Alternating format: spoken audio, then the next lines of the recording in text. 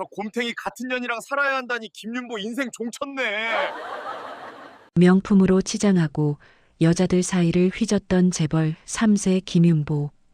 하룻밤 사이에 모든 걸 잃고 시장 바닥으로 떨어진 그가 자신을 조롱한 내기 때문에 떡집 딸 복희와 결혼하게 됩니다.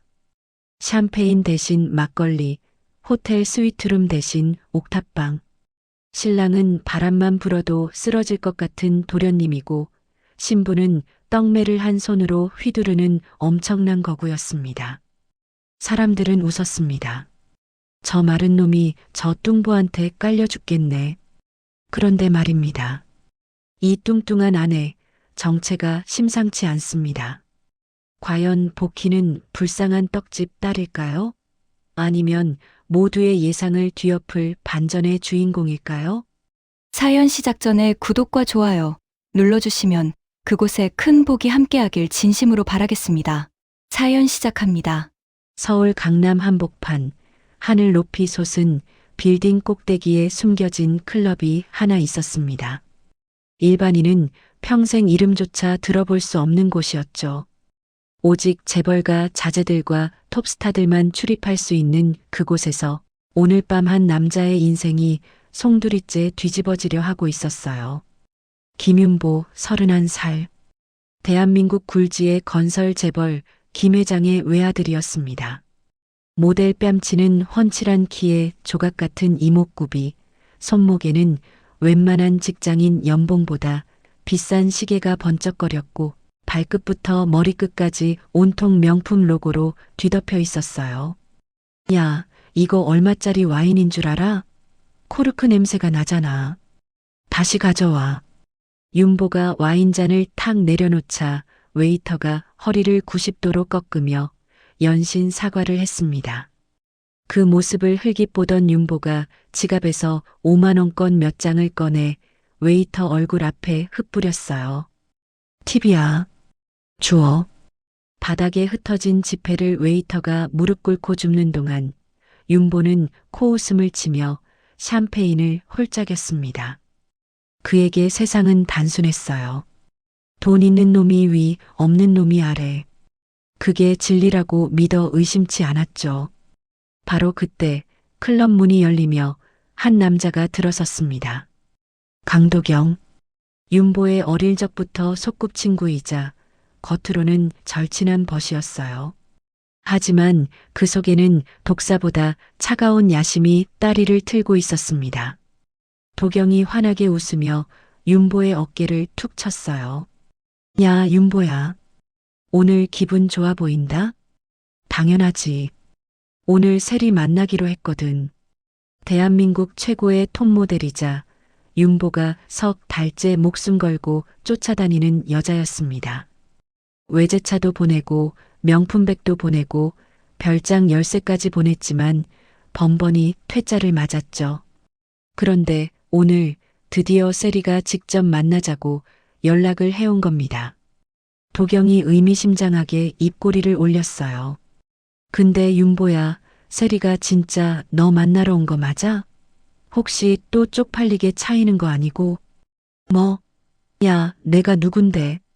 내가 마음만 먹으면 못 꼬시는 여자가 어딨어. 그래, 그럼 내기할까? 내가 오늘 세리한테 프로포즈해서 승낙받으면 내가 진다. 근데 거절당하면. 도경이 말끝을 흐리며 양복 안주머니에서 접힌 서류 한 장을 꺼냈습니다. 윤보가 코웃음을 쳤어요. 뭐야 그건? 각서지. 공증까지 받아왔어. 내가 지면 성북동 시장통에 있는 박신의 떡집 딸이랑 결혼하는 거야. 뭐? 떡집 딸? 윤보가 어이없다는 듯 웃음을 터뜨렸습니다. 도경이 휴대폰을 꺼내 사진 한 장을 보여줬어요. 시장 한복판에서 떡매를 내리치고 있는 여자의 모습이었습니다. 얘 이름이 박복희야.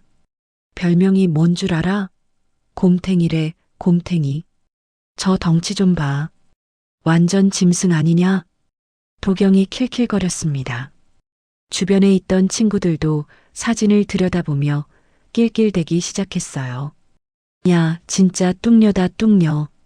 윤보 너 저거랑 1년만 같이 살아봐. 어휴, 밤에 깔려 죽겠네. 클럽 안이 조롱 섞인 웃음으로 가득 찼습니다. 윤보의 얼굴이 불그락푸르락해졌어요. 야, 미쳤냐? 내가 왜 저런 여자랑? 왜? 무서워? 김윤보가 겁먹은 거야? 도경의 눈이 차갑게 빛났습니다. 윤보의 자존심을 정확히 긁어대는 말투였어요. 윤보가 벌떡 일어났습니다. 좋아하지. 대신 내가 이기면 내 놈이 내 앞에서 무릎 꿇고 사과하는 거다. 당연하지. 근데 한 가지 조건이 더 있어. 도경이 서류를 탁자 위에 펼쳤습니다. 빽빽하게 적힌 조항들 사이로 섬뜩한 문장이 눈에 들어왔어요. 내가 결혼을 안 하거나 1년 안에 이혼하거나 도망치면 너네 집안 경영권, 방어용 지분이 내 손에 들어와. 너 하나 때문에 김 회장 가문 전체가 날아가는 거지. 윤보의 눈이 커졌습니다. 하지만 취기와 자존심이 판단력을 흐리게 만들었어요. 좋아, 사인할게. 어차피 안 질 거니까. 펜을 쥔 윤보의 손이 서류 위를 스쳤습니다. 공증인이 지켜보는 가운데 돌이킬 수 없는 서명이 완성되었어요. 바로 그때 클럽 조명이 어두워지더니 스포트라이트가 입구를 비췄습니다. 세리가 나타난 겁니다. 긴 다리에 아찔한 드레스를 걸친 그녀가 천천히 윤보에게 다가왔어요. 윤보 씨, 할 말 있다면서요? 윤보가 자신만만하게 무릎을 꿇었습니다. 주머니에서 다이아몬드 반지를 꺼내 들었어요. 누군가 휴대폰으로 라이브 방송을 시작했고 순식간에 수만 명이 접속했습니다. 세리 씨, 저 김윤보와 결혼해 주시겠습니까? 세리가 반지를 찬찬히 내려다봤습니다. 그리고 차갑게 웃었어요. 그러니까 저보고 결혼하자고요? 당신이? 클럽 안이 순식간에 싸늘해졌습니다. 저는요, 당신 같은 남자랑은 화장실 청소부로도 안 써요. 돈밖에 모르는 천박한 인간. 세리가 반지를 바닥에 던졌습니다. 딸깍 소리가 클럽 전체에 울려 퍼졌어요. 라이브 방송 댓글창이 미친 듯이 올라갔습니다. 각서대로야, 윤보야. 도경이 서류를 흔들며 다가왔습니다. 클럽에 있던 사람들이 하나둘 킥킥거리기 시작했어요. 너 설마. 응, 다 짜고 친 거야. 세리 내 여자거든. 도경이 세리의 허리를 감싸 안았습니다. 윤보의 세상이 무너져 내렸어요. 그날 밤 각서 내용이 인터넷에 퍼지면서 김 회장 그룹 주가가 곤두박질 쳤습니다. 새벽에 아버지가 쓰러졌다는 연락이 왔어요. 병원으로 달려간 윤보 앞에서 침대에 누운 아버지가 부들부들 떨리는 손으로 윤보의 뺨을 때렸습니다. 이 못난 놈아, 가문 전체를 내 놈 자존심에 팔아먹으려고. 아버지, 닥쳐. 선택해. 결혼해서 1년을 버티든가 호적에서 파이든가. 그렇게 사흘 후 윤보는 난생 처음 성북동 시장통에 발을 디뎠습니다. 좁은 골목으로 들어서는 순간 이상한 광경이 눈에 들어왔어요. 시끌벅적하던 시장 통로가 갑자기 조용해지더니 상인들이 하나둘 한쪽으로 비켜서는 겁니다. 저 앞에서 한 여자가 걸어오고 있었습니다. 생선 가게 주인이 얼른 제일 좋은 고등어를 봉지에 담아 그녀의 손에 쥐어줬어요. 야채 가게 이 여사는 싱싱한 쪽파 한 단을 슬쩍 바구니에 넣어주며 눈인사를 건넸고요. 만물상 최 노인은 두툼한 장부를 들고 다가가 허리를 숙이며 뭔가를 조용히 여쭤보고 있었습니다. 윤보가 멈칫했어요. 뭐야? 왜 다들 저 여자 앞에서 조용해지는 거지? 혹시 무서워서 피하나 싶었습니다. 저 덩치니까 건드리면 큰일 난다고 생각하는 건가? 윤보는 코웃음을 쳤어요. 그래, 그런 거겠지. 시장 사람들이 뭘 알겠어. 낡은 간판이 보였습니다. 복희네 떡집. 그리고 그 앞에서 거대한 뒷모습 하나가 떡매를 내리치고 있었어요. 쿵! 떡매가 떡판을 내리칠 때마다 땅이 울리는 것 같았습니다. 윤보의 다리가 후들거렸어요. 쿵! 쿵! 쿵! 복희가 천천히 고개를 돌렸습니다. 땀에 젖은 얼굴, 우람한 어깨, 그리고 윤보를 똑바로 쳐다보는 깊고 서늘한 눈동자. 당신이 내 남편 된다는 사람이요? 목소리가 종소리처럼 낭낭하게 울렸습니다. 내 인생이 여기서 끝났구나. 성북동 시장 입구, 허름한 천막 아래에서 윤보는 그 생각밖에 할 수 없었습니다. 비닐 천막이 겨울바람에 펄럭거렸고 생선 비린내와 된장 냄새가 코끝을 찔렀어요. 불과 일주일 전까지만 해도 윤보는 상상했었죠. 강남 최고급 호텔 예식장, 샹들리에 아래로 쏟아지는 조명, 수백 명의 하객이 박수치는 가운데 새하얀 턱시도를 입고 입장하는 자신의 모습을. 그런데 지금 눈앞에 펼쳐진 건 좁은 시장 골목에 급하게 펼쳐진 천막 하나였습니다. 하객이라고 해봤자 시장 상인 몇 명이 구경 나와 수군거리고 있었어요. 저 사람이 김 회장 아들이래. 쯧쯧, 저런 망나니가 우리 복희한테 장가를 오다니. 윤보의 귀가 붉어졌습니다. 상인들은 윤보를 비웃는 게 아니라 복희를 걱정하는 눈치였어요. 마치 좋은 딸을 못난 사위에게 뺏기는 것처럼요. 바로 그때 시장 입구로 트럭 한 대가 들어섰습니다. 짐칸에서 뭔가를 내리더니 천막 앞에 툭 던져놓고 갔어요. 화환이 아니었습니다. 사료포대였어요. 거기에 붙은 리본에는 이렇게 적혀 있었죠. 곰탱이 부부에게 사이좋게 먹어라. 마이너스 도경 마이너스. 주변이 웅성거렸습니다. 누군가 킥킥거렸어요. 야, 저것게 사료 아니야? 결혼 축하 선물이 사료라니 대박. 낄낄대는 건 도경이 보낸 젊은 양아치들이었습니다. 윤보의 주먹이 부들부들 떨렸어요. 그날 나는 복희를 모욕한 게 아니었습니다. 내 인생이 모욕당하고 있었어요. 하지만 복희는 울지도 화내지도 않았습니다. 그저 사료 포대를 한번 내려다보고는 무표정하게 한마디만 했어요. 치워요. 그 목소리가 어찌나 담담하던지 오히려 주변이 조용해졌습니다. 누군가 복희를 흉보려고 입을 열었는데 만물상 최 노인이 차갑게 쏘아붙였어요. 입 조심해. 그 한마디에 시장 골목이 싸늘해졌습니다. 결혼식이 끝나갈 무렵 검은 양복을 입은 남자가 나타났어요. 아버지의 비서실장이었습니다. 그가 윤보 앞에 봉투 하나와 빈 가방을 내려놓았어요. 회장님 정갈입니다. 윤보의 손이 떨렸습니다. 봉투를 열자 종이 한 장이 들어 있었어요. 절연장이었습니다. 바스락거리는 종이 소리가 유난히 크게 들렸죠. 오늘부로 김윤보를 호적에서 제한다. 단 1년을 버텨라. 도망치면 각서에 따라 담보가 실행된다. 아버지의 직인이 찍혀 있었습니다. 윤보의 눈앞이 캄캄해졌어요. 잠깐, 이건. 말을 끝맺기도 전에 누군가 윤보의 어깨를 잡았습니다. 도경의 하수인들이었어요. 그들이 윤보의 정장 재킷을 벗기기 시작했습니다. 뭐야? 이건 내 거야. 내 거요? 각서 7조 읽어보셨어요?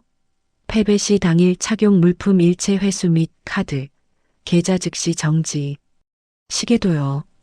손목에서 시계가 벗겨졌습니다. 주머니에서 차 키가 빠져나갔어요. 윤보는 소리치려다 입을 다물었습니다. 시장 사람들이 다 보고 있었거든요. 태어나서 처음으로 윤보는 진짜 약자가 된 기분을 느꼈어요. 복희의 어머니가 다가왔습니다. 장모였죠. 투박한 고무장화를 신은 그녀가 윤보를 위아래로 훑어보더니 툭 던졌어요. 자네 밥은 먹고 사나? 윤보는 그 말이 모욕처럼 들렸습니다. 하지만 그 눈엔 비웃음이 아니라 살아보긴 했나 하는 걱정이 있었어요. 가요. 복희가 윤보의 손목을 잡았습니다. 그 힘이 어찌나 셌던지 윤보는 끌려가듯 시장 골목을 빠져나왔어요. 성북동 달동네 계단은 끝이 없었습니다. 가파른 비탈길을 오르는데 숨이 턱턱 막혔어요. 복희는 거대한 보따리를 짊어지고도 수만 번 거칠어지지 않았는데 윤보는 빈손으로도 헐떡거렸습니다. 여기야? 낡은 옥탑방 문이 삐걱거리며 열렸어요. 곰팡이 냄새가 코를 찔렀습니다. 벽에는 물때가 피어 있었고 천장 구석에는 거미줄이 늘어져 있었어요. 윤보가 헛구역질을 했습니다. 내가 여기서 산다고? 복희는 대답 없이 보따리를 풀었어요. 낡은 책 더미가 쏟아졌습니다. 표지엔 재무라는 글자와 영어가 섞여 있었어요. 윤보는 그걸 힐끗 보다 말았습니다. 떡집 딸이 저런 책을 왜 갖고 있는지 궁금하지도 않았어요. 그저 이 끔찍한 현실이 믿기지 않았을 뿐입니다. 윤보가 휴대폰을 꺼냈습니다. 아버지에게 전화를 걸었어요. 신호음이 한 번 가더니 차가운 기계음이 흘러나왔습니다. 고객님이 전화를 받을 수 없어 자동으로 연결이 종료되었습니다. 차단이었어요. 윤보가 다시 걸었습니다. 또 차단. 3번, 4번. 똑같았어요. 없는 자식이다. 윤보가 중얼거렸습니다. 아버지가 했던 말이 귓가에 맴돌았어요. 배가 고팠습니다. 주머니를 뒤져 편의점에 갔지만 카드는 전부 정지되어 있었어요. 각서 7조대로였습니다. 현금이라고는 구겨진 1,000원짜리 한 장. 도시락 하나 살 수 없는 돈이었어요. 윤보는 태어나서 처음으로 현금의 무게를 느꼈습니다. 1,000원이 이렇게 가벼운 건지, 이렇게 무거운 건지. 옥탑방으로 돌아오니 복희가 뭔가를 내밀었습니다.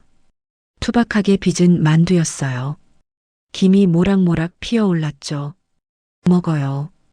그 순간 윤보의 안에서 뭔가가 터졌습니다. 수치심과 분노가 뒤엉켜 폭발했어요. 손이 먼저 움직였습니다. 만두 접시를 발로 걷어찼어요.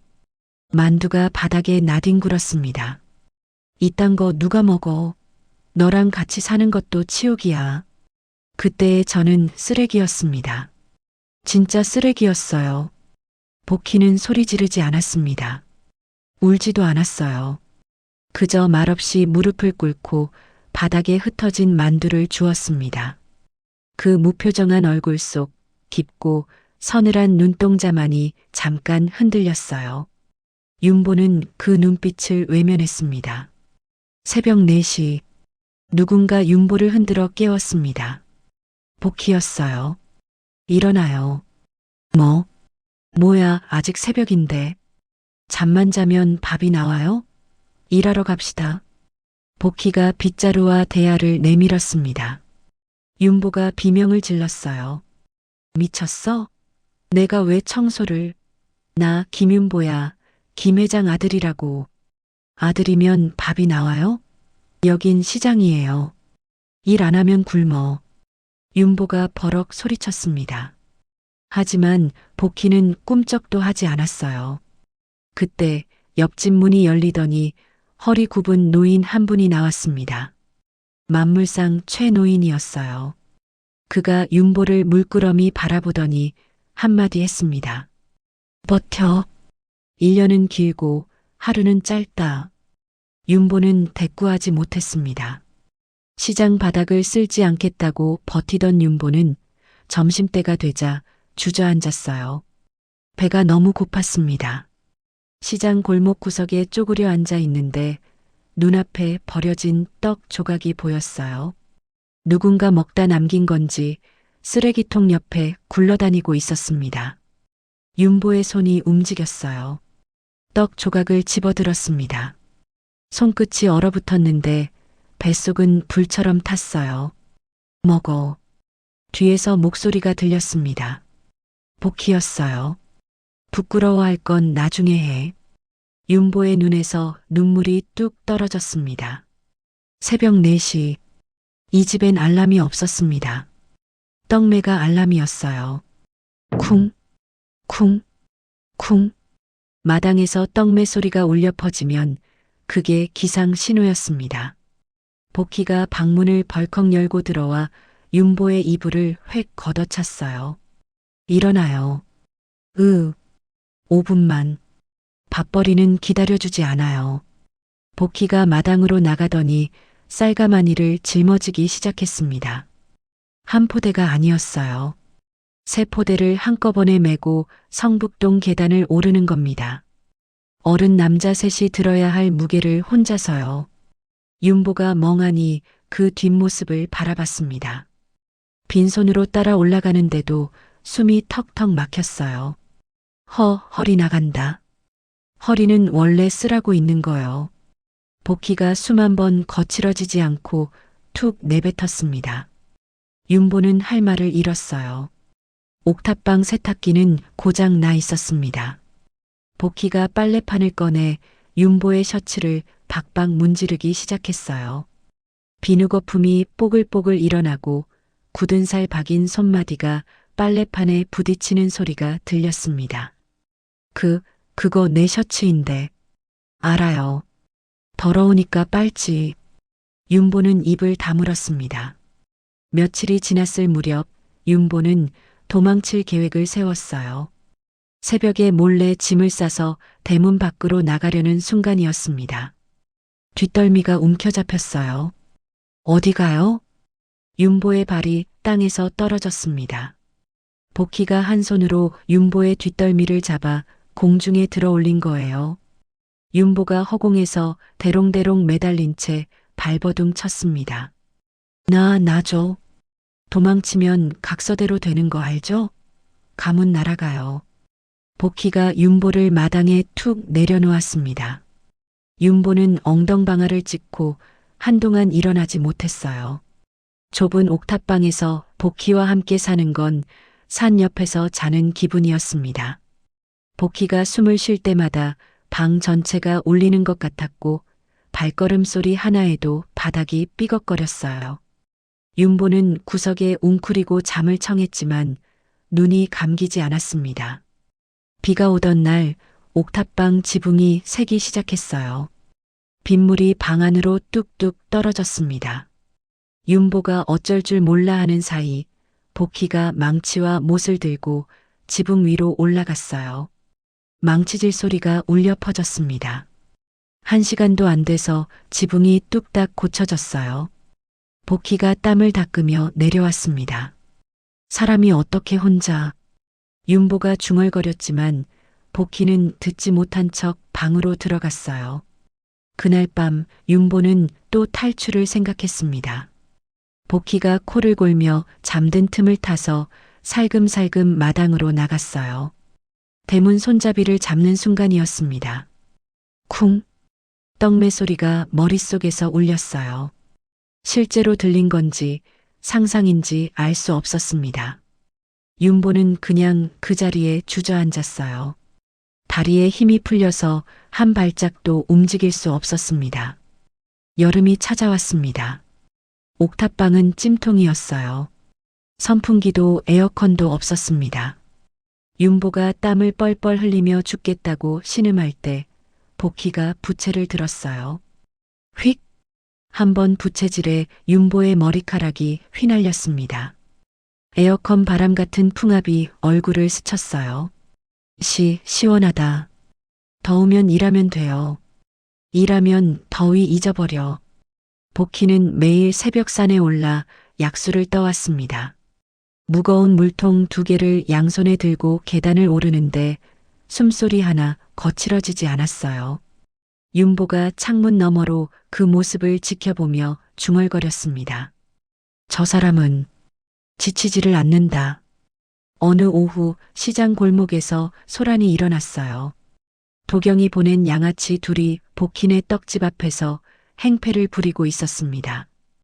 야, 곰탱이. 요즘 재수 좋더라. 재벌 사위 얻었다며? 양아치 하나가 킬킬대며 떡판을 발로 찼어요.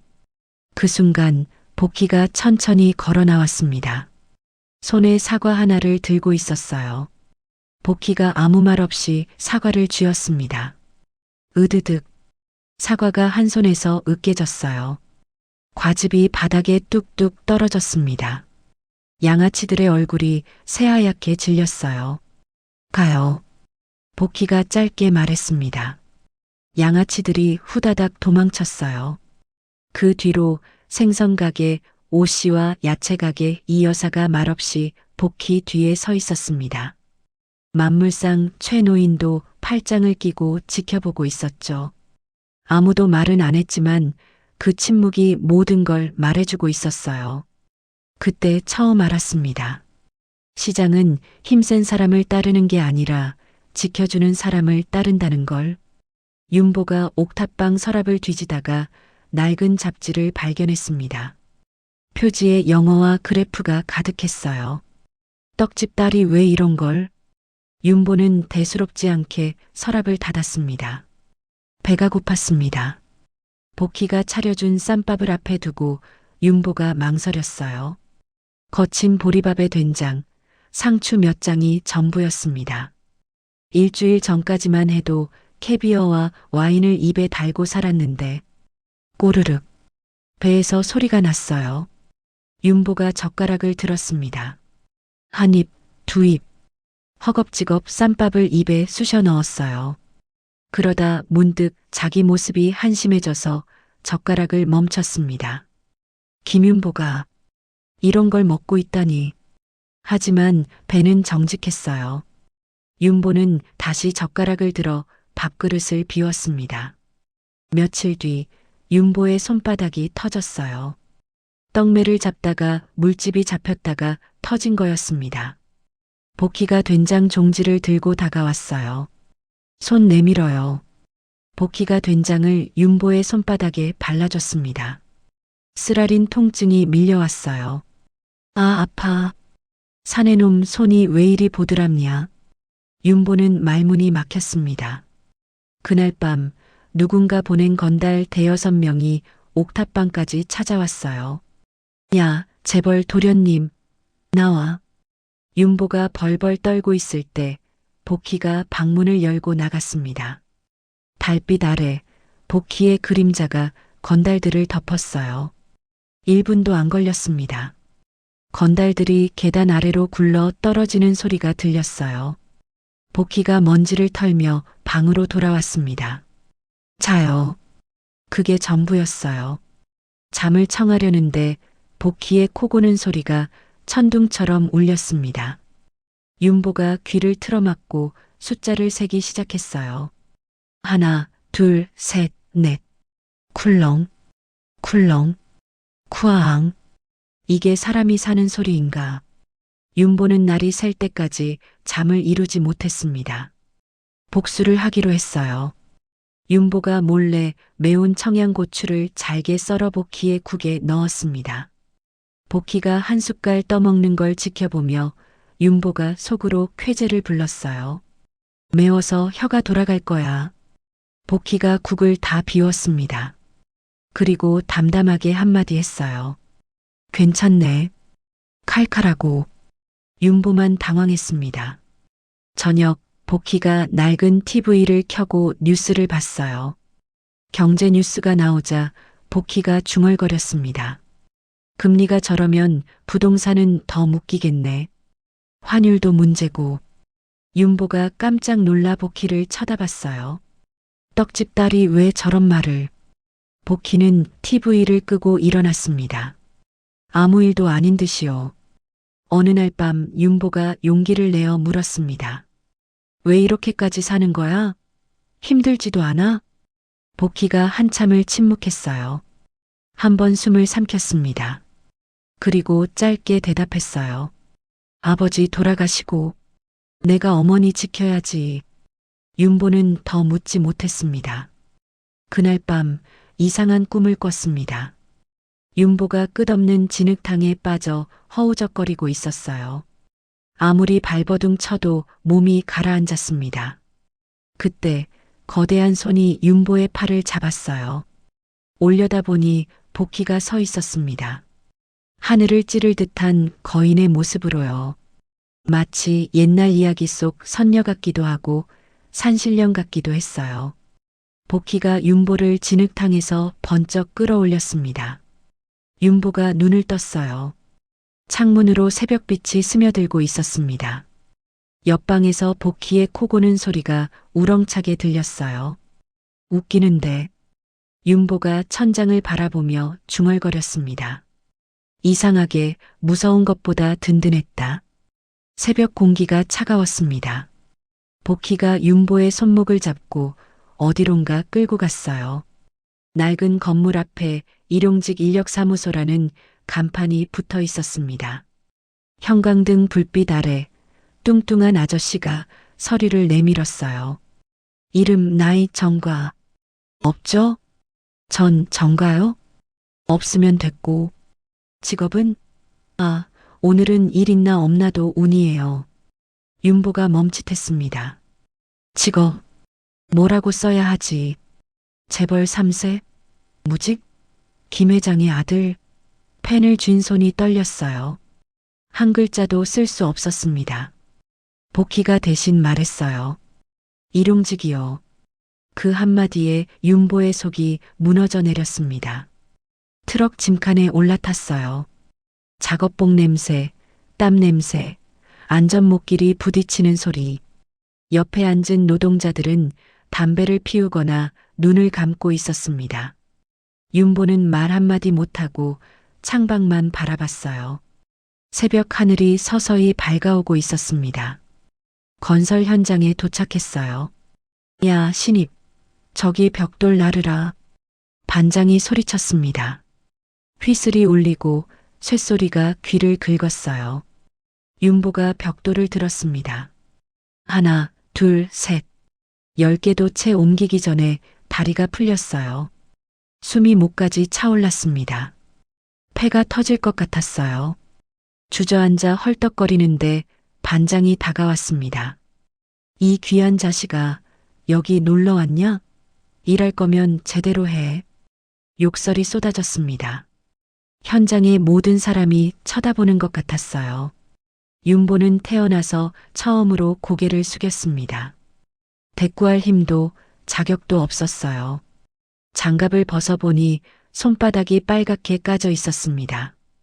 땀과 먼지가 뒤섞여 따가웠어요. 손목에는 명품 시계를 차던 자국이 아직 하얗게 남아 있었습니다. 일주일 전 이 손으로 나는 사람을 밟았어요. 점심시간 한바집에 들어갔습니다. 노동자들이 흙 묻은 손으로 보리밥과 된장국을 먹고 있었어요. 아무도 손을 씻지 않았습니다. 윤보가 젓가락을 집었어요. 손이 떨려서 밥알이 자꾸 떨어졌습니다. 옆에 앉은 아저씨가 물병을 내밀었어요. 처음이면 다 그래. 마셔. 윤보는 말없이 물을 받았습니다. 목구멍으로 넘어가는 물이 이상하게 따뜻했어요. 낯선 사람의 작은 친절이 이렇게 크게 느껴진 적은 처음이었습니다. 오후가 되자 현장 옆 도로에서 익숙한 엔진 소리가 들렸어요. 고급 차량이 지나가고 있었습니다. 창문 너머로 골프채를 실은 트렁크가 보였어요. 윤보가 화들짝 놀라 벽 뒤로 숨었습니다. 혹시 아는 사람이면. 차가 지나갈 때까지 숨을 죽였어요. 웃음소리가 들렸습니다. 내 이름이 섞여 있는 것 같아서 숨이 멎는 줄 알았어요. 심장이 터질 것 같았습니다. 등에서 식은땀이 흘렀어요. 들키면 어쩌지. 이 꼴을 보이면 어쩌지. 수치심이 온몸을 태웠습니다. 해가 질 무렵 반장이 봉투를 건넸어요. 오늘치 일당이야. 12만 원. 윤보가 봉투를 받았습니다. 종이의 무게가 손바닥에 느껴졌어요. 따뜻했습니다. 생전 처음 느껴보는 온기였어요. 캐비어와 샴페인에 수천만 원을 쓰던 손이 12장의 10,000원짜리를 쥐고 떨렸습니다. 이 돈이 무거웠어요. 허리가 끊어질 듯 아프고 손바닥이 찢어지도록 일해서 번 돈이었습니다. 집으로 돌아가는 길, 윤보는 포장마차 앞에 멈춰 섰어요. 붕어빵 냄새가 났습니다. 아저씨, 붕어빵 한 봉지요. 3,000원을 내고 봉지를 받았어요. 술이나 담배가 아니었습니다. 복희한테 줄 생각이었어요. 왜 그런 생각이 들었는지 윤보 자신도 몰랐습니다. 내 자존심은 그 봉지보다 가벼웠어요. 성북동 골목에 들어서자 냄새가 났습니다. 고등어 조림 냄새였어요. 골목 전체가 그 냄새로 가득 찼습니다. 옥탑방 계단을 오르는 윤보의 발걸음이 조금 빨라졌어요. 방문을 열자 복희가 밥상을 차리고 있었습니다. 보리밥, 된장국, 그리고 노릇노릇하게 구워진 고등어 한 마리. 소박했지만 김이 모락모락 피어오르고 있었어요. 윤보가 일당 봉투를 내밀었습니다. 복희가 받아서 낡은 보관함에 넣었어요. 그리고 윤보를 돌아보며 처음으로 말했습니다. 고생했소, 서방님. 서방님. 침을 삼키는데 목이 뜨거워졌어요. 그 한마디가 가슴을 찔렀습니다. 욕을 하려고 했어요. 뭐라도 가시돋친 말을 내뱉으려고 했어요. 그런데 목소리가 나오지 않았습니다. 목구멍이 꽉 막힌 것처럼요. 복희가 젓가락을 들더니 고등어살을 발라내기 시작했어요. 가시를 하나하나 골라내고 하얀 살점을 윤보의 밥 위에 올려줬습니다. 아무 말 없이요.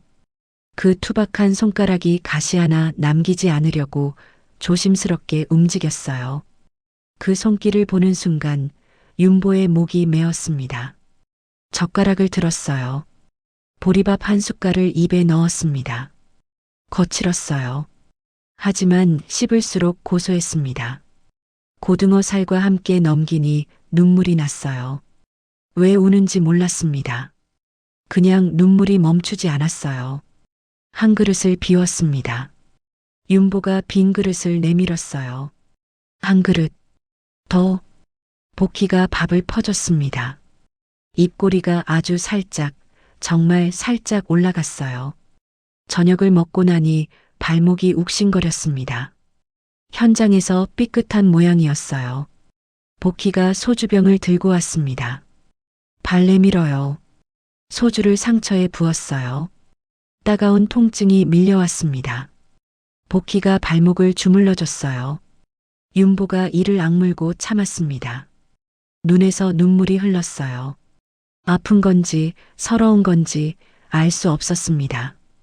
다음 날 아침 윤보는 일어날 수가 없었어요. 온몸이 쑤셨습니다. 못 움직이겠어.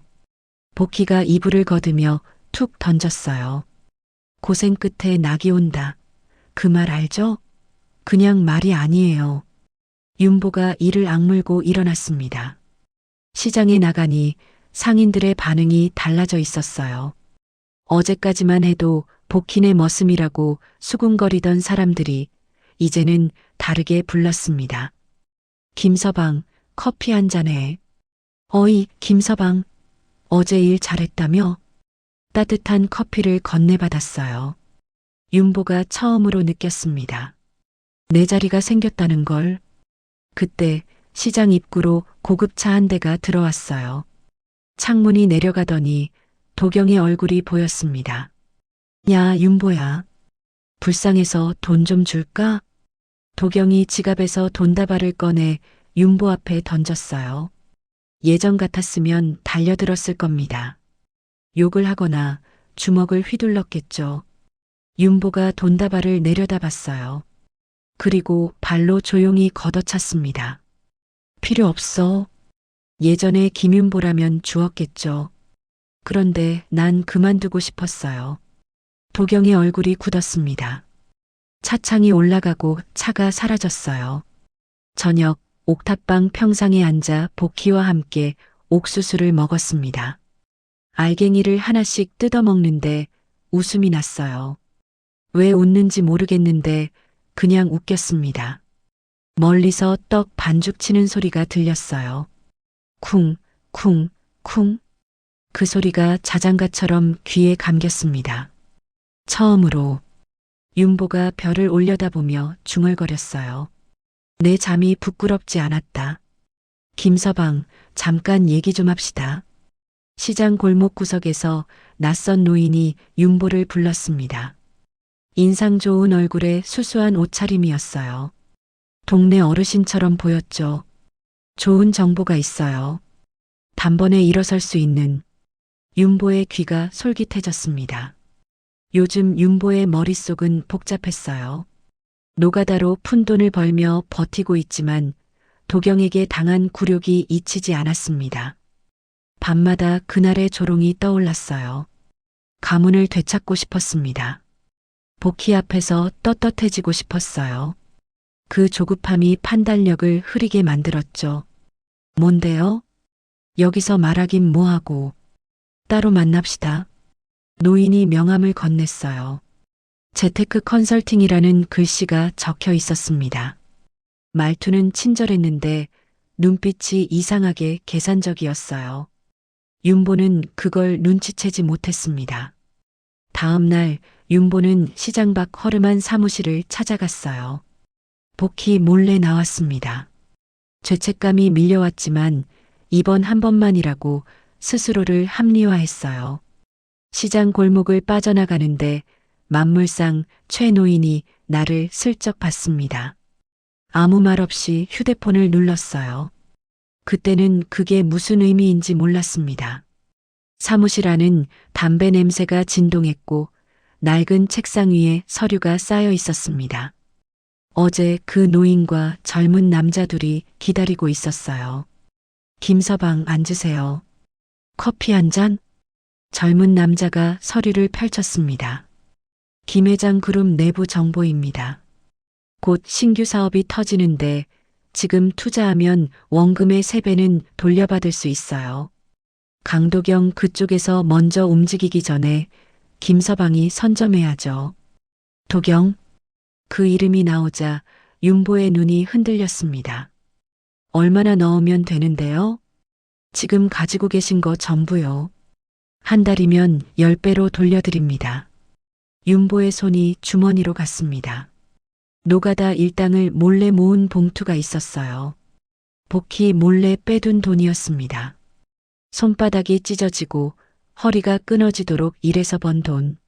사장에서 느꼈던 그 무게가 손끝에서 떨렸어요. 이거로 도경 코를 납작하게 해주는 거야. 복희한테도 떳떳해질 수 있어. 윤보가 봉투를 꺼내려는 순간이었습니다. 문이 벌컥 열렸어요. 복희가 서 있었습니다. 떡집 앞치마를 두른 채로요. 윤보의 심장이 쿵 내려앉았어요. 들켰다. 어떻게 알았지? 머릿속이 하얘졌습니다. 뭐야, 이 아줌마는? 젊은 남자가 인상을 썼어요. 상관없는 사람이면 꺼져요. 지금 중요한 얘기 중이거든. 복희는 대답하지 않았습니다. 천천히 걸어와 빈 의자에 앉았어요. 그리고 책상 위에 놓인 서류를 집어들었습니다. 뭐야? 사기꾼들이 당황했어요. 하지만 복희는 아랑곳하지 않고 서류를 훑어봤습니다.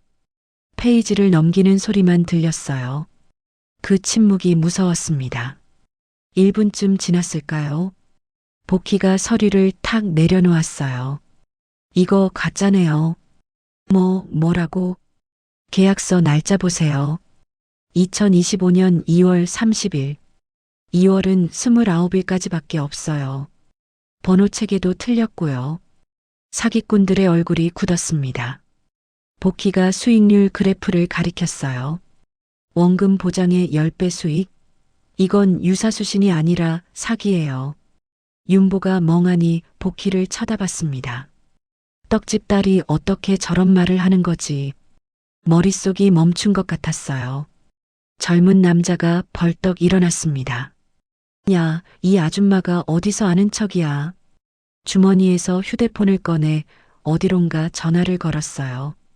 잠시 후 문 밖에서 발소리가 들렸습니다.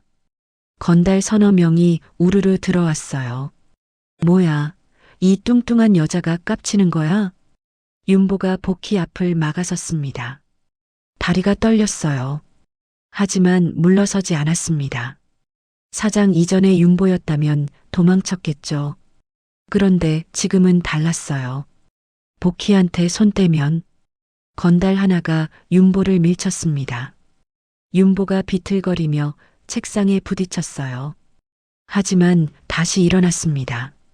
이를 악물고 버텼어요. 바로 그때 복희가 일어섰습니다. 나가. 한마디였어요. 짧고 살벌했습니다. 건달들이 코웃음을 치려는 순간 복희가 책상 위 재떨이를 집어들었어요. 그리고 우두머리의 이마에 정확히 던졌습니다. 퍽! 우두머리가 이마를 잡고 나자빠졌습니다. 나머지 건달들이 우왕좌왕하는 사이 문이 다시 열렸어요. 생선 가게 오씨가 들어왔습니다. 그 뒤로 야채 가게 이여사, 만물상 최노인까지 시장 어벤져스가 총출동한 겁니다. 경찰 불렀어. 꼼짝 마. 오씨가 낮은 목소리로 말했어요. 전직 형사고 뭐고 오늘은 시장 사람이야. 최노인이 팔짱을 끼며 한마디 보탰습니다. 우리 시장에서 사기치면 길이 막힌다. 건달들이 슬금슬금 뒷걸음질 치다가 창문으로 도망쳤어요. 사기꾼 노인과 젊은 남자는 그 자리에서 붙잡혔습니다. 소란이 정리된 후 윤보는 복희 앞에 섰어요. 고개를 들 수 없었습니다. 미안해. 왜 혼자 했어요? 복희의 목소리는 차갑지 않았어요. 오히려 담담했습니다. 내가 멍청해서, 아니, 조급했어. 빨리 되찾고 싶어서 눈이 멀었어. 사람은 조급해지면 자기 편부터 속여요.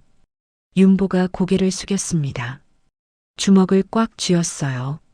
손톱이 손바닥에 파고들었습니다. 복희가 한참을 바라보다가 말했어요. 가요.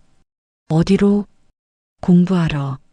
복희가 윤보를 데리고 간 곳은 시장 근처 작은 서점이었어요. 경제학 입문서, 투자의 기초, 회계 원리. 복희가 책 몇 권을 골라 윤보의 손에 쥐어줬습니다. 읽어요. 모르면 물어보고. 그날 밤 옥탑방에서 윤보는 책을 펼쳤어요. 어려웠습니다. 모르는 단어투성이었어요. 하지만 한 글자씩 읽어나갔습니다. 옆에서 복희도 책을 읽고 있었어요. 낡은 스탠드 불빛 아래 페이지를 넘기는 소리만 들렸습니다. 복희가 문득 말했어요. 눈에 보이는 것만 믿지 마요. 윤보가 고개를 들었습니다. 세상은 껍데기가 아니라 알맹이예요. 스탠드 불빛이 흔들릴 때마다 복희의 눈빛이 더 또렷해졌어요. 윤보는 처음으로 그 모습이 아름답다고 느꼈습니다. 그날부터 나는 돈을 배우기 전에 사람을 배웠다. 빗소리가 집을 때렸습니다. 창문이 덜컹거리고 지붕이 울렸어요. 장마가 시작된 지 사흘째, 그날 밤은 유난히 거셌습니다. 하늘에 구멍이 뚫린 것처럼 물이 쏟아졌어요. 옥탑방 마당은 이미 진흙탕이 되어 있었습니다. 물이 역류해서 신발이 빠질 정도였어요. 윤보가 마당에 나갔다가 미끄러져 넘어졌습니다. 진흙물이 얼굴에 튀었어요. 일어서려는데 다리에 힘이 들어가지 않았습니다. 공포가 밀려왔어요. 그때 아래층에서 비명이 들렸습니다. 지붕 날아간다. 누구 없어요.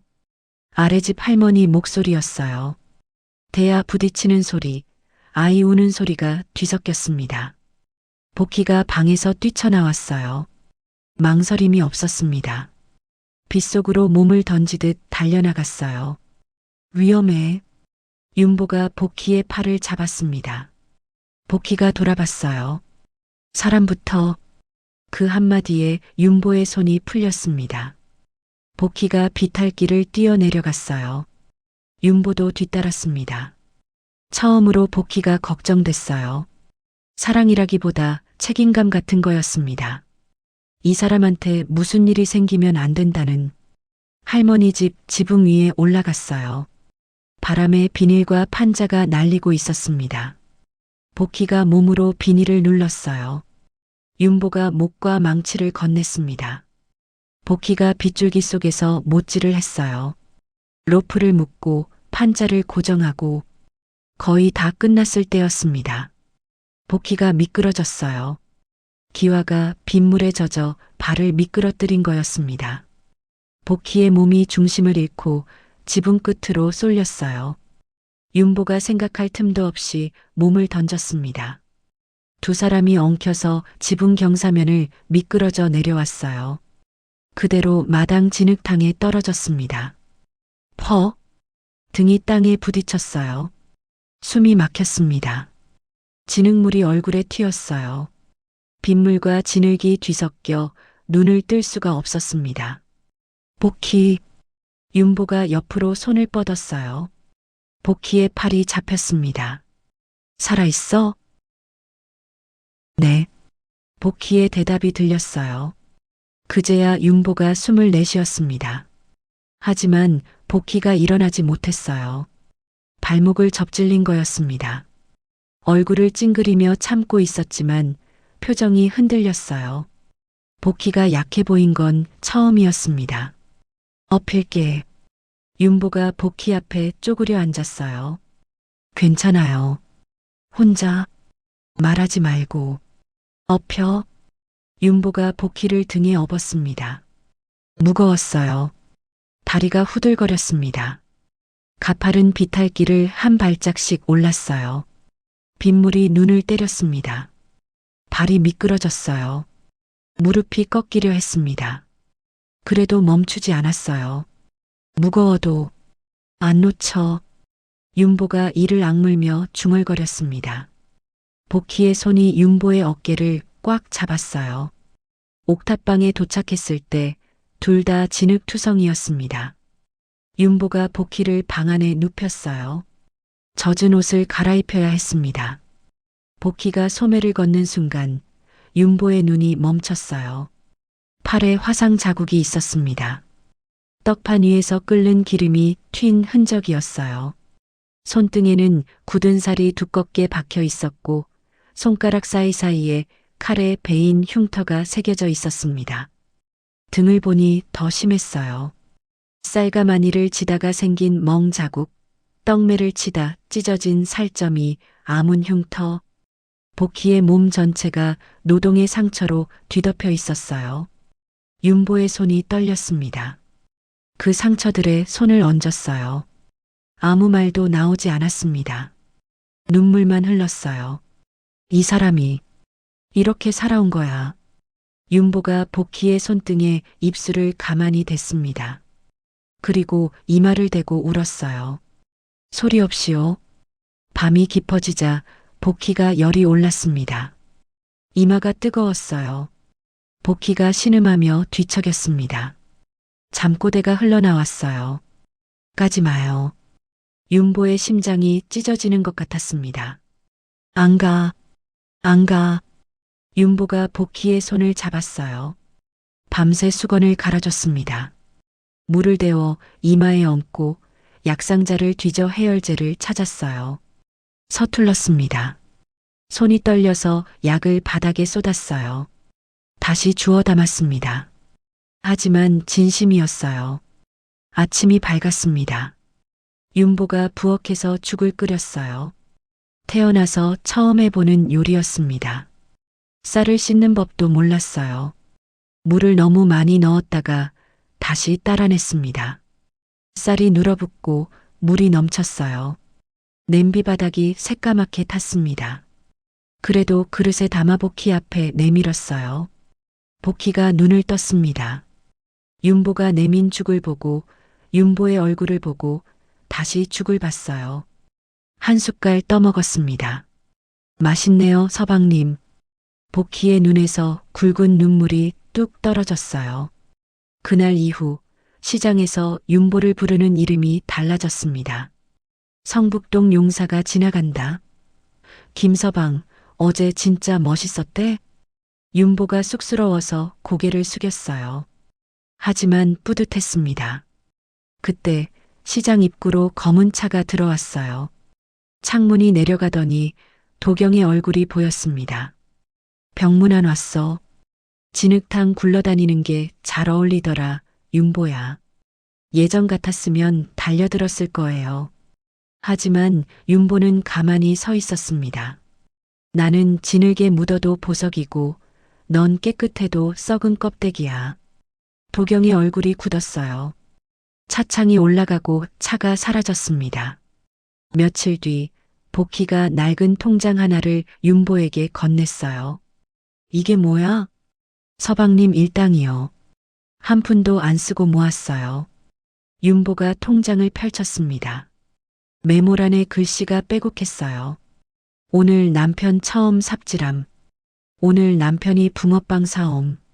생각해줬나 봄. 오늘 남편이 웃었음. 예쁨. 윤보의 눈에서 눈물이 흘렀습니다. 통장을 품에 꼭 안았어요. 나 지금 부자다. 세상에서 제일 큰 부자다. 장마가 걷혔습니다. 맑은 하늘 아래 두 사람이 마당에 앉아 있었어요. 잠깐 둘 다 말이 없었습니다. 빗소리 대신 숨소리만 들렸어요. 복희가 윤보의 얼굴에 묻은 진흙을 닦아줬습니다. 윤보도 복희의 볼에 묻은 흙을 손가락으로 쓱 닦았어요. 두 사람이 웃었습니다. 거울 앞에 섰습니다. 손목이 허전했어요. 그 자리에 시계 대신 떡가루가 붙어 있었습니다. 명품 정장 대신 복희네 떡집이라고 수놓인 앞치마를 두르고 있었어요. 윤보가 피식 웃었습니다. 김윤보, 내가 이 꼴이 됐구나. 웃긴데 이상하게 기분이 나쁘지 않았어요. 새벽 4시, 윤보가 먼저 마당으로 나갔습니다. 떡매를 집어들었어요. 손바닥에 굳은 살이 박혀 있었습니다. 팔이 터질 듯 아팠어요. 그래도 떡매를 들어 올렸습니다. 오늘은 내가 칠게요. 복희가 뒤에서 지켜보고 있었어요. 아무 말 없이요. 윤보가 떡매를 내리쳤습니다. 쿵, 쿵, 쿵. 리듬이 흐트러졌지만 멈추지 않았어요. 복희가 옆에 서서 한마디 했습니다. 떡 하나에도 사람 목숨이 달린 거요. 정직이 먼저요. 윤보가 조용히 고개를 끄덕였어요. 시장에 나가니 분위기가 달라져 있었습니다. 어르신들이 복희에게는 깍듯이 인사했어요. 허리를 숙이며 복희 사장이라고 불렀습니다. 윤보에게는 자연스럽게 불러줬어요. 김서방, 오늘도 일찍이네. 김서방, 떡 반죽 실력 늘었다며? 윤보가 쑥스럽게 고개를 숙였어요. 내 자리가 생겼다는 느낌이었습니다. 생선 가게를 지나가는데 예전엔 코를 막았던 비린내가 달랐어요. 역겹지 않았습니다. 살아있는 냄새였어요. 땀과 노동과 삶이 뒤섞인 냄새. 시장이 숨쉬는 소리 같았습니다. 내가 달라진 건가? 어느 날 밤 윤보가 복희 앞에 종이 한 장을 내밀었습니다. 이게 뭐요? 떡 재료값이랑 중간상 마진이요. 계산해 봤어요. 복희가 종이를 훑어봤어요. 숫자가 빼곡했습니다. 쌀은 직거래하면 키로당 300원 싸고 팥은 산지에서 가져오면 중간 마진이 사라져요. 연간으로 치면 얼마요? 800만 원쯤 아껴요. 그 돈이면 시장 어르신들 떡값을 몇 달은 덜 걱정해요. 복희의 눈이 커졌습니다. 윤보가 쑥스럽게 웃었어요. 공부한 거 써먹어 봤어요. 며칠 뒤 윤보가 또 제안을 했습니다. 온라인으로 팔아보면 어때요? 포장 예쁘게 하고 사진 찍어서 올리고. 그게 되겠소? 한번 해보죠. 안 되면 말고. 윤보가 휴대폰으로 떡 사진을 찍었어요. 햇빛 들어오는 각도를 맞추고 한지 위에 올려놓고요. 포장지를 새로 디자인하고 택배 박스를 알아봤습니다. 큰 성공은 아니었어요. 그냥 첫 시도였습니다. 어느 오후 시장 비탈길에서 노점상 할머니가 짐을 들고 헉헉거리고 있었어요. 윤보가 다가갔습니다. 제가 들게요. 아이고, 김서방. 짐이 무거웠어요. 계단을 오르는데 숨이 턱까지 찼습니다. 다리가 후들거렸어요. 예전 같았으면 상상도 못할 일이었습니다. 하지만 끝까지 올랐어요. 그날 저녁 시장에 낯선 남자들이 나타났습니다. 도경이 보낸 자들이었어요. 이 시장, 곧 재개발 들어간다. 알아서들 나가. 상인들이 웅성거렸어요. 불안한 눈빛이 오갔습니다. 윤보가 앞으로 나섰어요. 근거 있어? 문서 있어? 말로 겁주지 마. 종이 들고 와. 뭐야, 이 자식이? 남자 하나가 윤보의 멱살을 잡았습니다. 주먹이 날아왔어요. 윤보가 맞았습니다. 하지만 쓰러지지 않았어요. 버텼습니다. 때려.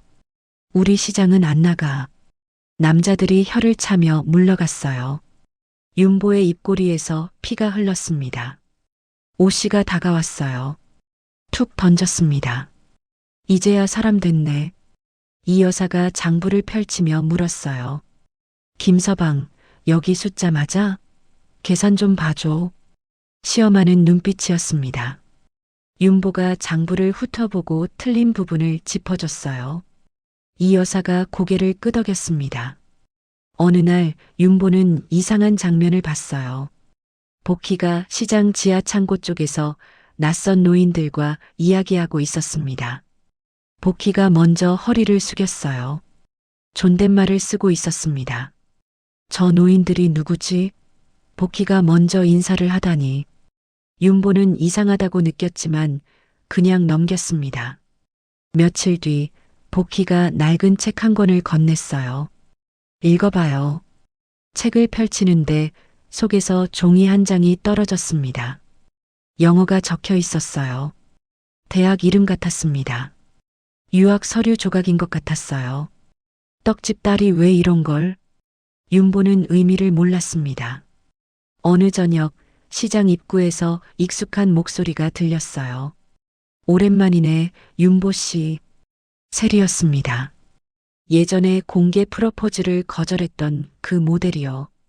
향수 냄새가 코를 때렸어요. 그런데 이상하게 나는 떡지는 냄새가 더 편했습니다. 다시 만나고 싶었어. 우리 커피라도. 윤보가 잠깐 흔들렸어요. 예전에 화려했던 시절이 스쳤습니다. 샹들리에 아래 샴페인 잔을 들던 날들이요. 하지만 고개를 저었어요. 미안해요. 내가 지켜야 할 사람은 따로 있어요. 세리의 얼굴이 굳었습니다. 돌아서서 사라졌어요. 복희에게 돌아가는 길 윤보가 앞치마를 내려다봤습니다. 비단 옷보다 이 땀밴 앞치마가 더 명품이야. 복희에게 그 말을 했어요. 복희가 툭 받아쳤습니다. 입만 살면 안 돼요. 하지만 눈빛이 아주 잠깐 부드러워졌어요. 윤보는 그걸 놓치지 않았습니다. 그날 밤 휴대폰에서 알림 소리가 울렸습니다. 띵! 첫 온라인 주문이었어요. 윤보와 복희가 동시에 화면을 봤습니다. 둘 다 어색하게 웃었어요. 진짜 왔네. 그러게요. 포장을 하는데 손이 스쳤습니다. 둘 다 말없이 뻣뻣해졌어요. 아무도 먼저 말하지 않았습니다. 심장이 쿵쿵거렸어요. 새벽까지 박스를 접고 테이프를 붙였어요. 허리가 아팠습니다. 눈이 충혈됐어요. 그런데 이상하게 행복했습니다. 힘든데 행복한 감정. 처음이었어요. 다음 날 윤보가 시장 꽃가게에 들렀습니다. 작은 꽃다발을 샀어요. 비싼 꽃이 아니었습니다. 그냥 들꽃 몇 송이였어요. 복희에게 쑥스럽게 내밀었습니다. 이게 뭐요? 그냥 고맙다고. 복희가 꽃을 받았어요. 아무 말 없이 물병에 꽂았습니다. 저녁 옥탑방 평상에 나란히 앉았어요. 윤보가 조용히 말했습니다. 부인, 나 이제야 사는 것 같소? 복희가 대답 대신 물 한 컵을 내밀었어요. 윤보가 받아 마셨습니다. 말보다 따뜻했어요. 별이 떴습니다. 두 사람이 나란히 하늘을 올려다봤어요. 내가 김서방이 된 날이었다. 그리고 그날부터 도경이 진짜로 움직이기 시작했다. 새벽 배송 트럭 소리가 아니었습니다. 검은 봉고차 여러 대가 시장 입구로 밀려 들어왔어요. 엔진 소리가 골목 전체를 울렸습니다. 타이어가 젖은 바닥을 긁는 소리가 섬뜩했어요. 상인들이 가게 문을 열고 고개를 내밀었습니다. 불안한 눈빛이 오갔어요. 차 문이 열리고 검은 점퍼를 입은 남자들이 쏟아져 나왔습니다. 10명, 20명, 셀 수 없었어요. 그들의 손에는 쇠파이프와 강목이 들려 있었습니다. 그리고 맨 앞에 도경이 서 있었어요. 정장 차림의 명함을 들고 있었습니다. 건설사 본부장이라고 적혀 있었어요. 다른 손에는 종이 뭉치가 들려 있었습니다. 강제집행 예고 공문이었어요. 오랜만이네, 윤보야. 도경이 윤보 앞에 섰습니다. 피식 웃었어요. 시장 냄새 맡다 보니 너도 사람 됐냐? 도경이 윤보의 어깨를 툭 쳤습니다. 모욕적인 손길이었어요. 윤보가 이를 악물었습니다. 이 시장, 오늘부로 내 거야. 명도 소송 들어갔고 가처분 결정 났어. 종이로 사람 잡는 건 나한테 배워. 상인들 사이에서 비명이 터졌어요. 이제 끝이야. 어떻게. 누군가 주저앉았습니다. 누군가는 가게 문을 닫고 들어가 버렸어요. 할머니 한 분은 신발도 못 신고 뛰어나왔습니다. 울음소리가 골목에 퍼졌어요. 윤보가 앞으로 나섰습니다. 문서 원본 내놔. 도장 확인하자. 뭐? 내가 들고 있는 건 예고장이지 집행문이 아니야. 법원 집행관 없으면 불법 침입이야. 손 떼는 순간 전부 현행범이다. 도경의 눈이 가늘어졌습니다. 배운 게 있네. 도경이 손짓했어요. 용역들이 움직이기 시작했습니다. 첫 번째 타겟은 복희네 떡집이었어요. 남자 셋이 떡판을 발로 찼습니다. 찜기가 넘어지며 쇳소리가 울렸어요. 복희가 새벽부터 빚어둔 떡 위로 진흙 발자국이 찍혔습니다. 간판이 떨어져 나뒹굴었어요. 안 돼. 윤보가 달려들었어요. 반사적으로 복희를 등 뒤로 숨겼습니다. 내 아내 건드리지 마. 용역 하나가 윤보를 밀쳤어요. 윤보가 비틀거렸습니다. 주먹이 날아왔어요. 코에서 피가 터졌습니다. 하지만 쓰러지지 않았어요. 다시 주먹이 날아왔습니다. 입꼬리가 찢어졌어요. 윤보가 휘청거리며 무릎을 꿇었습니다. 그래도 일어났어요. 또 맞았습니다. 또 일어났어요. 윤보는 맞으면서도 웃었습니다. 나 이제 도망 안 간다는 듯이요. 장마가 지난 골목은 진흙탕이었습니다. 윤보가 미끄러져 얼굴을 바닥에 박았어요. 진흙이 눈과 코에 들어갔습니다. 앞이 보이지 않았어요. 그래도 기어서 다시 일어났습니다. 용역 우두머리가 떡집 안으로 들어가려 했어요. 윤보가 그 다리를 붙잡았습니다. 두 팔로 끌어안았어요. 여긴 못 지나간다. 이 미친 새끼가. 발길질이 쏟아졌어요. 갈비뼈에서 뭔가 꺾이는 소리가 났습니다. 숨을 쉴 수가 없었어요. 그래도 놓지 않았습니다. 우두머리가 윤보의 머리를 밟으려는 순간이었어요. 쿵! 묵직한 소리가 울렸습니다. 복희가 서 있었어요. 떡매를 들고요. 복희가 우두머리의 가슴을 한 손으로 밀쳤습니다. 덩치 큰 남자가 3미터나 밀려났어요. 복희의 눈이 달라져 있었습니다. 조용하고 차갑고 무서웠어요. 손대지 마. 복희가 움직였습니다. 30초. 비명은 3번. 그리고 정적. 복희가 지나간 자리에 용역 6명이 바닥에 나뒹굴었어요. 아무도 일어나지 못했습니다. 그 순간 시장 골목 양쪽에서 사람들이 나타났어요. 생선 가게 오 씨가 맨 앞에 섰습니다. 전직 형사다운 눈빛이었어요. 경찰 불렀다. 꼼짝 마. 이 여사가 뒤에서 휴대폰을 들고 있었어요. 다 찍었어. 기물파손, 폭행, 증거 확보됐어. 만물상 최 노인이 차량 번호를 읊었습니다. 저 봉고 번호 전부 찍어뒀어. 어디 소속인지 다 나와. 시장 어벤져스가 총출동한 거였어요. 도경이 코웃음을 쳤습니다. 재밌네. 근데 이 땅은 이미 내 거야. 너희 아버지 담보 지분 내가 인수했어. 오늘 밤 압류 들어가면 너네 집 계열사 연쇄로 무너진다. 윤보의 얼굴이 하얘졌어요. 아버지 지분을? 응. 내가 버티면 버틸수록 내 아버지가 죽어. 가문이냐 시장이냐 아내냐. 골라. 윤보가 비틀거렸습니다. 가문, 시장, 복희. 머릿속이 하얘졌어요. 내가 잘못하면 다 죽는다. 바로 그때 복희가 윤보 옆에 섰어요. 조용히 속삭였습니다. 걱정 마요. 뭐? 저놈 자금줄 오늘 끊어요. 윤보가 복희를 쳐다봤어요. 복희의 눈빛이 달랐습니다. 떡집 딸의 눈이 아니었어요. 뭔가 거대한 것을 품고 있는 눈빛이었습니다. 윤보가 피를 닦으며 도경 앞에 섰습니다. 내가 어긴 법이 더 많아. 유사수신, 횡령, 사문서 위조. 내가 다 기록해뒀어. 뭐? 사진도 있고 녹음도 있어. 내 자금 흐름 내가 다 뒤졌어. 도경의 눈이 흔들렸어요.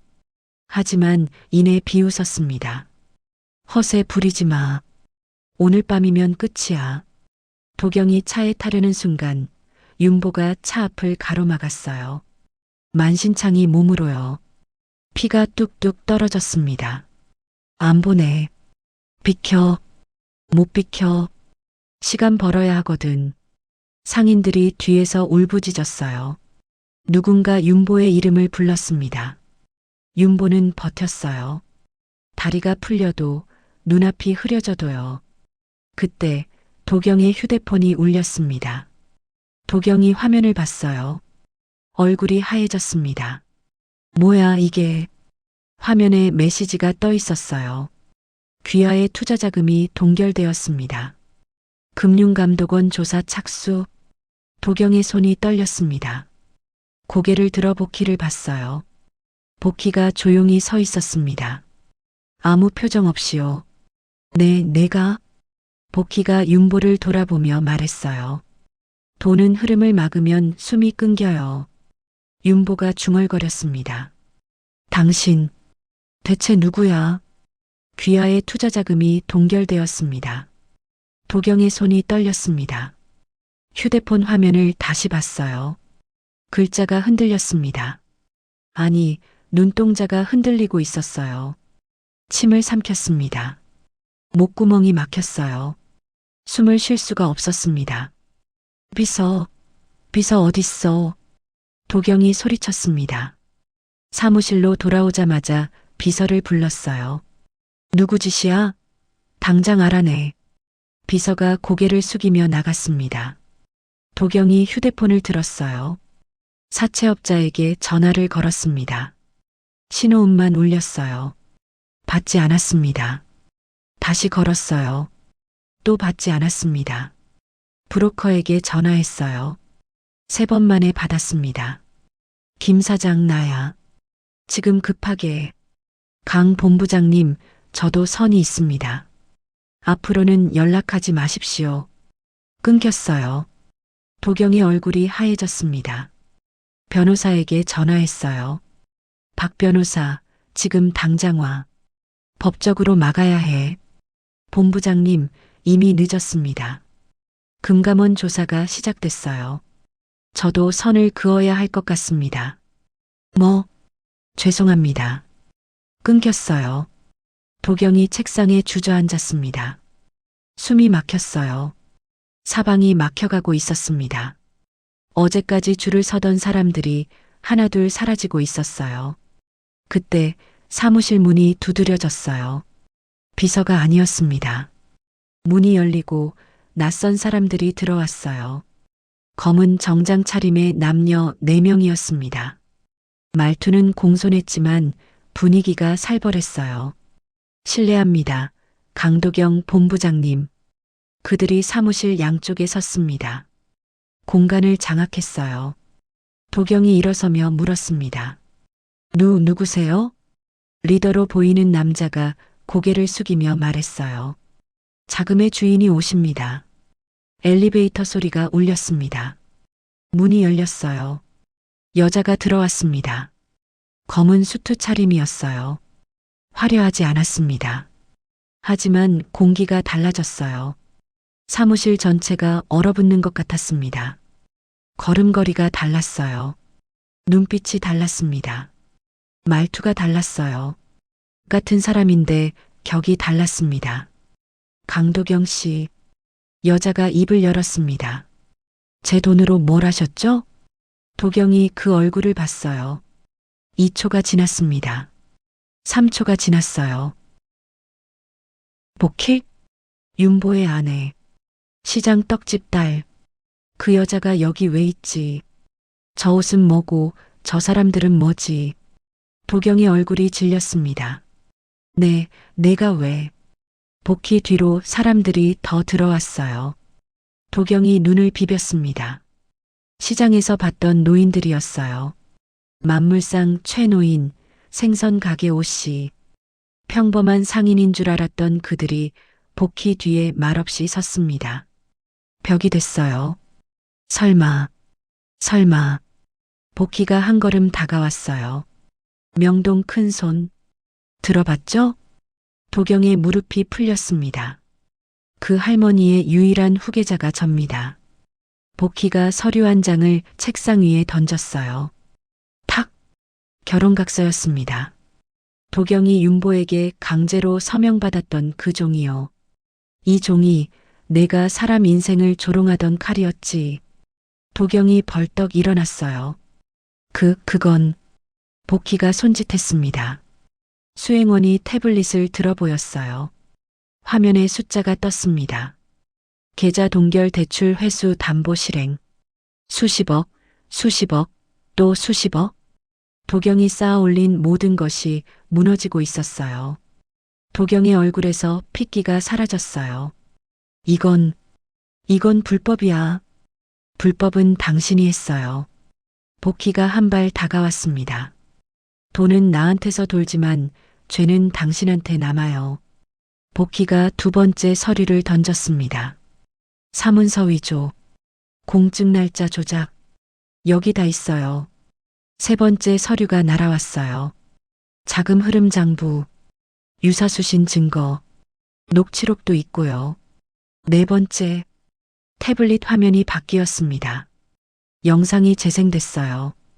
시장에서 용역들이 떡집을 부수는 장면이었습니다. 폭력 교사, 기물 파손, 영상 증거까지. 도경이 주저앉았어요. 무릎이 바닥에 닿았습니다. 정장이 구겨졌어요. 아무도 신경 쓰지 않았습니다. 살려줘. 한 번만. 제가 잘못했습니다. 자격이 없어요.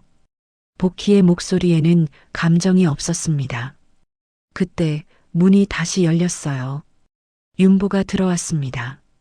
얼굴에 붕대를 감고 입술이 터져 있었어요.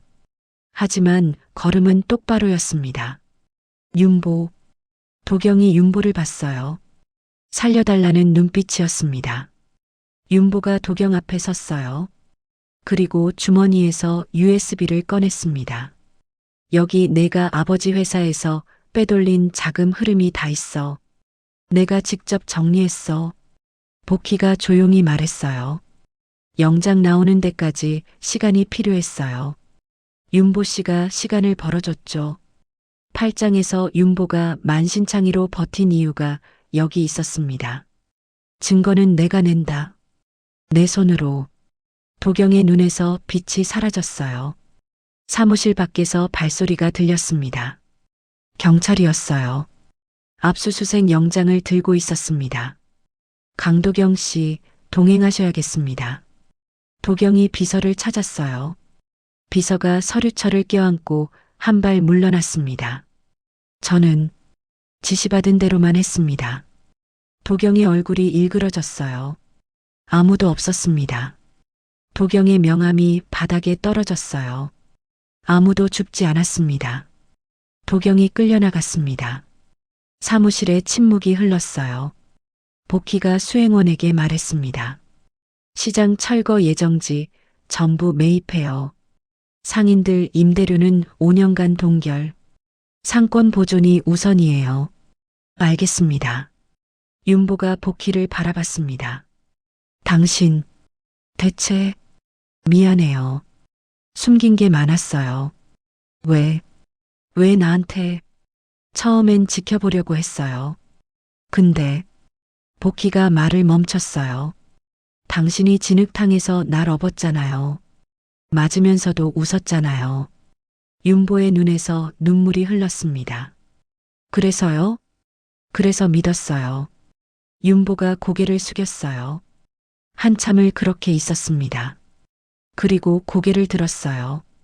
고마워요. 근데요? 당신 돈에 기대서 살고 싶지 않아요. 복희의 눈이 커졌습니다. 내가 진 빚은 내가 갚을 거예요. 내 손으로 지킬 거예요. 시장도 가게도 당신도. 윤보가 복희의 손을 잡았어요. 그러니까 기다려줘요. 내가 제대로 된 남편이 될 때까지. 복희가 한참 윤보를 바라봤습니다. 그리고 처음으로 웃었어요. 아주 짧게요. 알겠어요, 서방님. 복희가 윤보의 손을 꽉 잡았습니다. 기다릴게요. 당신이 되는 날까지. 쿵, 쿵, 쿵. 떡매 소리가 새벽을 깨웠습니다. 상인들의 목소리가 골목을 채웠어요. 비닐 천막이 바람에 펄럭였습니다. 시장이 숨쉬고 있었어요. 결혼 1주년 아침이었습니다. 1년 전엔 내쉬는 숨이 부끄러웠는데 오늘은 숨이 자랑스럽다. 윤보가 거울 앞에 섰어요. 수투가 아니었습니다. 복희네 떡집이라고 수놓인 앞치마를 두르고 있었어요. 손바닥에는 굳은 살이 박혀 있었습니다. 훈장 같았어요. 시장 입구에 손글씨 현수막이 걸려 있었어요. 만복 떡집 1주년 시장 잔치. 글씨가 삐뚤빼뚤했습니다. 누가 봐도 오씨 글씨였어요. 촌스러웠지만 사람 냄새가 났습니다. 김서방, 의자 좀 나르자. 김서방, 떡 이쪽으로. 상인들이 윤보를 불렀어요. 윤보가 뛰어다녔습니다. 의자를 나르고 떡을 옮기고 뛰어다니는 아이들을 챙겼어요. 땀이 등을 적셨습니다. 1년 전에는 상상도 못했던 모습이었어요. 복희가 떡을 썰고 있었어요. 윤보가 멈춰서 바라봤습니다. 여전히 크고 든든한 모습이었어요. 하지만 뭔가 달랐습니다. 표정이 부드러워졌어요. 말투도요. 웃는 횟수도 늘었습니다. 윤보의 주머니 안에 작은 상자가 있었습니다. 반지였어요. 비싼 보석이 아니었습니다. 은반지였어요. 하지만 윤보에게는 세상에서 제일 귀한 거였습니다. 이 돈은 내 손바닥에서 나온 거야. 나한텐 세상에서 제일 귀하다. 그때 시장 입구가 웅성거렸어요. 검은 차 한 대가 멈췄습니다. 경호원이 없었어요. 문이 열리고 한 남자가 내렸습니다. 김 회장이었어요. 윤보의 아버지. 아버지가 시장 골목을 걸어 들어왔습니다. 어색해 보였어요. 생선 비린내에 인상을 찌푸리는 것 같았지만 참았습니다. 정장 차림이 골목과 어울리지 않았어요. 상인들이 수군거렸어요. 최 노인이 김 회장 앞에 섰습니다. 어서 오시오. 여긴 돈 말고 사람으로 서는 곳이오. 김 회장이 고개를 끄덕였어요. 말없이요. 윤보가 아버지 앞에 섰습니다. 아버지가 윤보의 손을 봤어요. 굳은 살이 박힌 손바닥을요. 아버지의 시선이 거기서 멈췄습니다. 한참을요. 그 눈빛이 처음으로 아버지 같았다. 복희가 다가왔어요. 손에 떡 한 점을 들고 있었습니다. 아버님, 드셔보세요. 김 회장이 떡을 받았어요. 한 입 베어 물었습니다. 씹었어요. 목이 메는 것 같았습니다. 눈가가 붉어졌어요. 김 회장이 입을 열었습니다. 내가 틀렸다. 짧았어요. 하지만 무거웠습니다. 내가 사람 됐다, 윤보야. 김 회장이 윤보의 앞치마 매듭을 조용히 만져줬어요. 그리고 말없이 돌아섰습니다. 윤보의 눈에서 눈물이 흘렀어요. 아버지에게 처음 받는 인정이었습니다. 그때 복희의 휴대폰이 울렸습니다. 영상통화였어요. 화면에 할머니 얼굴이 떴습니다. 명동 큰손, 복희의 할머니였어요. 윤보 씨, 할머니가 윤보를 불렀습니다. 돈은 빌려줄 수 있어도 사람은 맡길 수 없는 거야. 근데 자넨 다르더군. 윤보가 고개를 숙였어요. 내 손녀 잘 부탁하네. 네, 할머니. 영상이 끊겼습니다. 윤보가 복희를 봤어요.